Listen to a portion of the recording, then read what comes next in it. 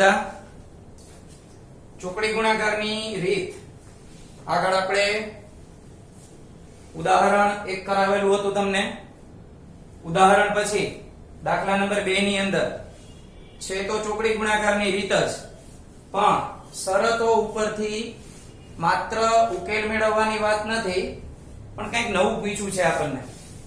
શું નવું છે? તો કે a અને b એવા કંઈક નવા બીજા બે ચલ આપેલા છે. તો આપણે આ a અને b ની કિંમત મેળવવાની છે. તો સૌથી પહેલા આપણે સૂચનાને સમજી લઈએ. સૂચનામાં આપણને કંઈક એવું કીધું છે કે નીચેના સુરેખ સમીકરણ યુગ્મને a અને b ની કઈ કિંમતો માટે અનંત ઉકેલ છે. એટલે આપણે a અને b ની એવી કઈ કિંમતો લઈ શકીએ જેથી કરીને આપણને અનંત ઉકેલ મળે. તો અનંત ઉકેલની શરત તો આપણે યાદ જ રાખવાની છે. અહીંયા લખેલી છે કે a1 ના છેદમાં a2, b1 ના છેદમાં b2 અને c1 ના છેદમાં c2 ત્રણેયની કિંમત સરખી હોય ત્યારે આપણને અનંત ઉકેલ મળે. તો આપણે અનંત ઉકેલ માટે આખા દાખલાને ગણીએ. કઈ રીતે a અને b ની કિંમત મળે જોઈએ. તો સૌથી પહેલા આપણા સ્વરૂપ મુજબ આપણે ગોઠવી નાખીએ. તો 7 ને આ બાજુ લેવાના થાય. આ રીતે 2x + 3y - 7 બરાબર 0. મગજમાં એક યાદ રાખી લેવાનું કે લોપની રીત હોય તો સામે રહેવા દેવાના.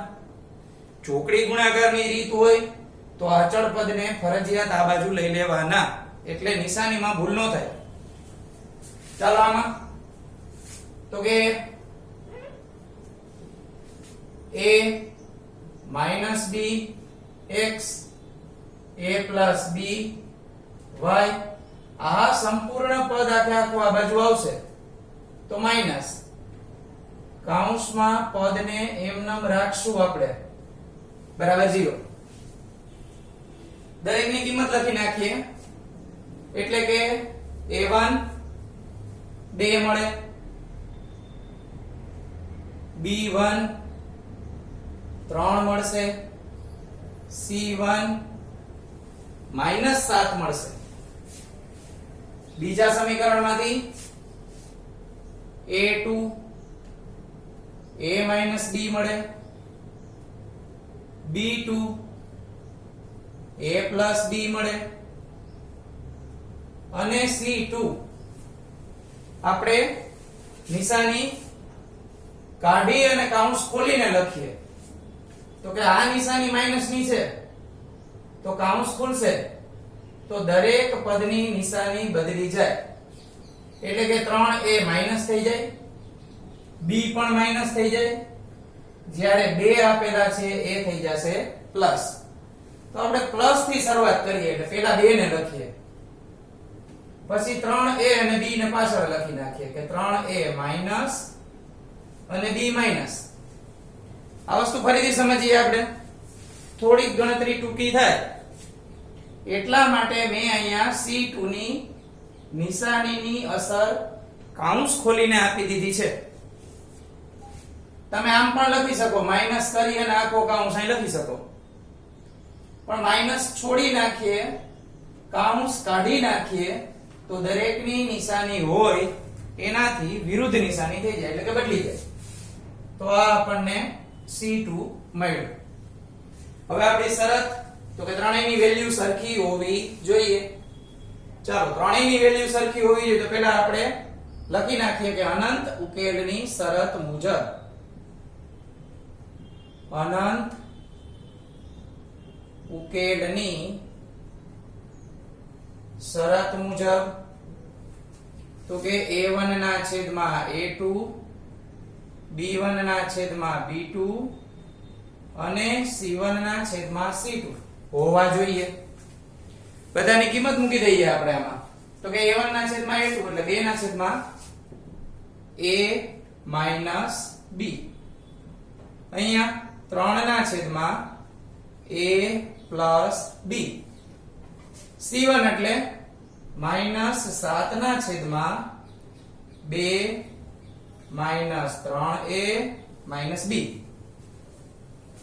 ત્રણેય પદની વચ્ચે આપણી પાસે બરાબરની નિશાની છે કે આ બે પદ તો કે સરખા છે, આ બે પદ તો એ સરખા છે, પહેલું અને છેલ્લું પદ તો પણ એ પણ સરખું છે. તો પહેલું કામ આપણે આ બે પદને સરખાવવાનું કરીએ. તો આ રીતે થાય 2/a - b અને 3/a + b.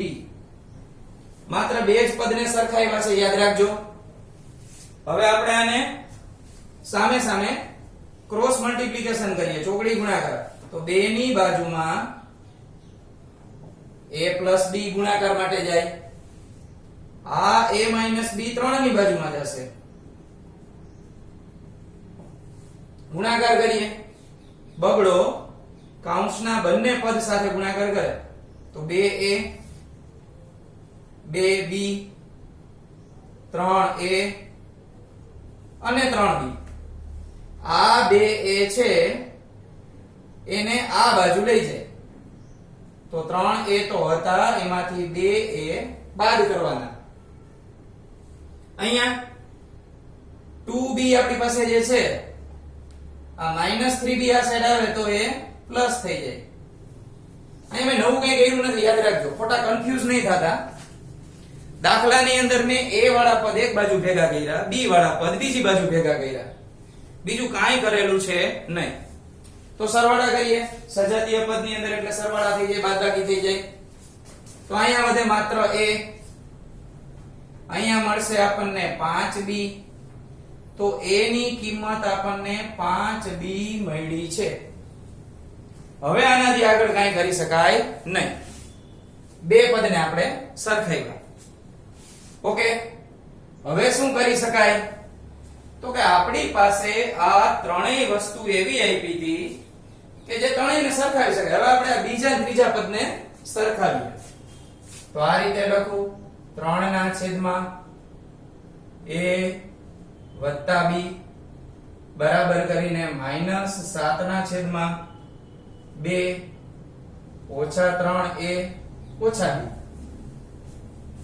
આમાં પણ મારે ચોકડી ગુણાકાર કરવાનો રહેશે. તો આખું પદ અહીં 3 પાસે લઈ જાઓ, 2 -3a - b. આ આખા પદને અહીંયા લઈ આવીએ, -7 ની બાજુમાં a + b. હવે ગુણાકાર કરીએ તો 3 2 6, 3 × 3 એટલે 9a, 3 × b એટલે 3b. અહીંયા ગુણાકાર કરીએ, 7 આની સાથે ગુણાકાર કરશે, -7a, 7 આની સાથે ગુણાકાર કરે, -7b. અહીંયા આગળ પણ આપણે એક સરખી કિંમત મૂકવાની ટ્રાય કરીએ, એટલે કે a વાળા પદ સરખા ભેગા કરીએ. તો 9a માઈનસ છે, એને હું આ બાજુ લઈ જાઉં તો 9a બની જાય પ્લસ. a વાળા પદને સામે લઈ ગયા, 7a ત્યાં ને ત્યાં જ રાખીએ, એટલે માઈનસ જ છે, જમણી બાજુને જમણી બાજુ જ રાખ્યા.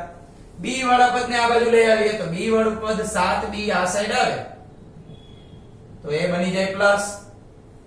આ 3b વાળું પદ એમાંથી માઈનસ થઈ જાય તો કે આ 6 વધ્યા એનું, એને એમનામ લખશું +6. બાદબાકી કરીએ, 7b માંથી 3b બાદ કરીએ તો આપણને મળે 4b. અહીંયા મળ્યા 6 ના 6 એમનામ. 9a માંથી 7a બાદ કરશું તો 2a મળશે. હવે આપણે જે અગાઉ બોક્સ કરીને કિંમત મૂકી દીધી હતી કે a ની કિંમત 5b થાય છે, એની કિંમત આપણે હવે મૂકી દઈએ. તો અહીંયા લખી નાખીએ સૂચન, a બરાબર 5b મૂકતા અહીંયા a દેખાય છે ત્યાં આપણે 5b મૂકી દઈએ. 4b + 6 2 a ની જગ્યાએ લખશું 5b. 5 × 2 એટલે 10 થઈ જશે.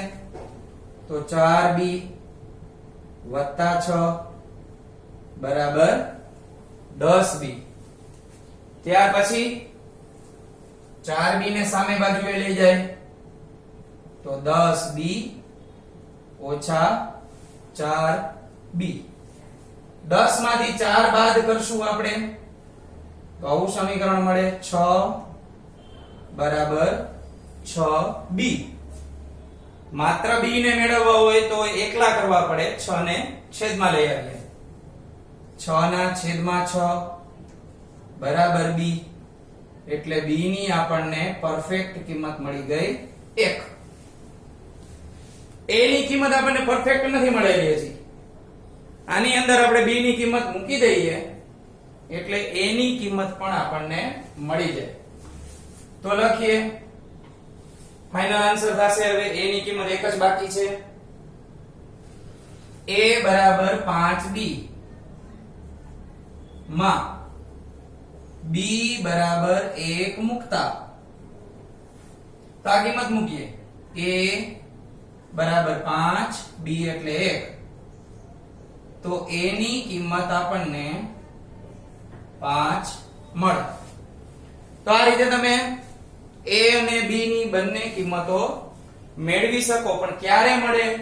જો આપણને શરત ચોખવટ કરીને કીધું હોય કે અનંત ઉકેલની શરત લેવાની છે તો જ એ શરત મુજબ તમે પેલા બે પછી બીજા બે ને સરખાવી અને કિંમત મેળવી શકો. અહીંયા આગળ મેં બીજા બે ને સરખાવ્યા હતા, અહીંયા આપણે પેલા બે ને સરખાવ્યા હતા. તો આ સ્ટેપ પ્રમાણે તમે યાદ રાખી શકો કે કઈ રીતે દાખલો થાય. બીજું, આ દાખલો આપણને સ્વાધ્યાયમાં એક જ આપ્યો છે, તો તમે આ દાખલાની પ્રેક્ટિસ કરવી હોય, આના જેવો જ દાખલો બીજો કરવો હોય તો આપણને એક ઉદાહરણ આપ્યું છે. એ છે ઉદાહરણ 15. ઉદાહરણ 15 અને પેજ નંબર 51 આપેલા છે. જો બીજું ઉદાહરણ પણ હું કરાવી દઈશ આના જેવો દાખલો તો તમને પ્રેક્ટિસનો બહુ અંદાજ નહીં આવે. એટલે આ દાખલો મેં તમને કરાવ્યો છે. આની નીચે ઉદાહરણ 15 51 પેજ ઉપર આપ્યું છે, એનો પહેલા અભ્યાસ કરી લેવાનો અને પછી તમારે એ ઉદાહરણ આની નીચે જાતે ગણવાનો પ્રયત્ન કરવાનો છે. ત્યાર પછી આપણે જોઈએ દાખલા નંબર 2. તો બીજા દાખલામાં કંઈક નવી શરતનો ઉલ્લેખ થયો છે. તો આ શરત શું છે એ પણ આપણે ચેક કરી લઈએ, જેથી કરી જેમ અનંત ઉકેલની શરત આપણને મળી ગઈ એવી રીતે જો આપણને અનન્ય ઉકેલની વાત કરવામાં આવે તો દાખલો કઈ રીતે થાય એની સમજૂતી આપણે જોઈએ. એના માટે પણ તમારે એક ઉદાહરણ 16મું છે એ આપેલું જ છે. એટલે જે પ્રમાણે દાખલો હોય એ પ્રમાણે એક વધારાનું પ્રેક્ટિસ માટે ઉદાહરણ કરવાનું અને બુકમાં પણ લખજો, નો સમજાય તો પૂછજો. ચાલો બીજા દાખલા માટે રકમ લખું. એને એમ કીધું કે ની કઈ કિંમત માટે ઉકેલ ન મળે. ઉકેલ ન મળે તો ઉકેલ ન મળે એના માટેની શરત આપણી પાસે અહીંયા આગળ છે. જો ન હોય તો આપણે એ શરત સમજવી પડે. પહેલા આપણે રકમ લખી લઈએ, પછી આપણે એની શરત લખી નાખીએ. ઉકેલ ન મળે એની શરત અહીંયા એડ કરી દઉં. ઉકેલ ન મળે ની શરત તો કે a1 ના છેદમાં a2 b1 ના છેદમાં b2 અને c1 ના છેદમાં c2 ત્રણેય સરખા તો ન ચાલે, કારણ કે એ તો કઈ શરત છે? અનંત ઉકેલની. ક્યારે નહીં મળે? તો કે અહીંયા આગળ નોટ ઇક્વલ ટુ આવે, જેથી કરી આપણને એની શરત મળે નહીં. હું રકમ લખું છું. તો બીજા દાખલા માટે 3x y બરાબર 1, 3x y બરાબર 1. બીજું સમીકરણ આપ્યું છે 2k - 1 x વત્તા k - 1 y અને બરાબર કરીને આપ્યા છે 2k પ્લસ 1. તો આ રીતે આપણને રકમ આપી છે. રકમ મુજબ આપણે આપણી ગોઠવણી શરૂ કરીએ. તો અહીંયા આગળ મારે 1 ને આ બાજુ લઈ આવવા પડે. તો 3x y ઓછા 1 બરાબર 0. આમાં 2k - 1 x k - 1 y અને આખું પદ આ બાજુ આવે તો 2k + 1 એના આગળ માઈનસ ની નિશાની કરવાની રહેશે. હવે a1 એટલે 3, b1 એટલે 1, c1 એટલે ઓછા 1. ત્યાર પછી a2 એટલે 2k - 1, b2 k - 1 અને c2. નિશાની આપણે ખોલવી હોય તો ખોલી શકીએ આગલા દાખલાની જેમ, એમનેમ પણ રાખી શકીએ. આમાં આપણે એમનેમ રાખીને જોઈ લઈએ. આ વખતે નિશાની ખોલીને કરો તો પણ જવાબ સરખો જ આવે, એમાં ક્યાંય બીજી ભૂલ થાય નહીં. ચાલો તો સૌથી પહેલા આપણે શરત લખી નાખીએ. તો શરત લખીએ, ઉકેલ ન મળે તેની શરત મુજબ. તો ઈ શરત કંઈક આવું કહે છે, a1 ના છેદમાં a2 બરાબર b1 ના છેદમાં b2 not equal two c1 ના છેદમાં c2. હું ત્રણેયની કિંમત મૂકી દઉં છું. a1 ના છેદમાં a2 એટલે 3 ના છેદમાં 2k - 1 ઇઝ ઇક્વલ ટુ 1 ના છેદમાં k - 1 અને ત્રીજું c1 c2 છે એ છે -1 ના છેદમાં -2k + 1. જો આમાં આપણે નિશાની એમને રાખી છે એટલે થોડોક ફાયદોય થશે. આ માઈનસ માઈનસ ઉડી જશે એટલે આપણું પદ સીધું જ સરળતાથી મળી જશે. ચાલો હું પહેલા આ બેને સરખાવું છું. 3 ના છેદમાં 2k - 1 is equal to 1/k - 1. આને અહીંયા લઈ લો તો 3 ની બાજુમાં k - 1, આ 2k - 1, 3 આની સાથે ગુણાકાર કરે તો 3k - 3, અહીંયા 2k - 1. આ 2k ને આ બાજુ લઈ આવશું, 3 ને આ બાજુ લઈ જશું એટલે બંને પદ હરખી રીતે ગોઠવાઈ જાય. આ 3k - 2k સામે આગળ આ 3 જશે એટલે પ્લસ બની જશે. 1 તો ત્યાં ને ત્યાં જ છે એટલે માઈનસ. 3k માંથી 2k બાદ કરશું તો k મળે અને k ની કિંમત આપણને 2 મળે. હવે k ની કિંમત આપણે રકમમાં જોઈએ તો રકમમાં આપણને એવું કીધું છે કે આપણે k ની કિંમત મેળવવાની છે. તો આ k ની કિંમત મેળવી અને આપણે આનું શરતનું પાલન થાય છે કે નહીં તો ચેક કરવું પડશે. તો શું? તો કે આ બંને સરખા થવા જોઈએ નહીં. તો આપણે પહેલા c1 c2 જે છે અને b1 b2 ઘણી જગ્યાએ આપણને k આપેલા છે. આ બધી જગ્યાએ આપણે k ની કિંમત મૂકી અને ચેક કરવું પડે. તો લખીએ શરતની ચકાસણી કરતા. તો આપણે અહીં લખી દી શરત. આ શરતમાં આપણે k ની જગ્યાએ 2 લખશું. તો પહેલા શરત લખી નાખું પાછી. a1 ના છેદમાં a2 b1 ના છેદમાં b2 not equal two c1 ના છેદમાં c2. હવે a1 a2 એટલે આપણે લખીએ અહીં કિંમત k ની મૂકીને જ લખું છું સીધી. 3 ના છેદમાં 2k - 1 હતા એટલે હું અહીંયા લખીશ 2 કૌંસમાં 2 ઓછા 1. b1 b2 એટલે 1 ના છેદમાં k - 1 હતા તો 2 minus 1 not equal to c ના છેદમાં તો કે -1 હતા એને આપણે +1 કરી નાખી, આપણે નિશાની ઉડાડી નાખી હતી. 2k + 1 છે એટલે 2 કૌંસમાં 2 + 1. ચાલો 2 2 4 4 માઇનસ 1 2 માઇનસ 1 એટલે 1 વધશે. અહીંયા 4 + 1 થઈ જશે. 3 ના છેદમાં 3. અહીંયા માત્ર 1 વધે. અહીંયા 1 ના છેદમાં 5 વધે. 3 3 ઉડી જાય તો 1 વધે. તો શરતનું પાલન થાય છે. તો લખી નાખીએ શરતનું પાલન થાય છે માટે k બરાબર 2 આપણે માન્ય ગણશું. તો આના માટે પણ તમારા માટે એક કામ, નવું ઉદાહરણ.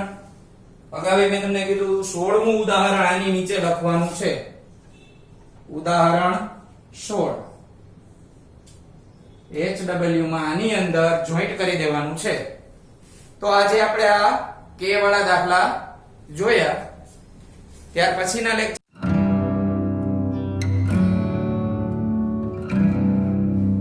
આપણે આગળ વધીએ ત્યારે આનાથી નવી રીત હું તમને કરાવીશ.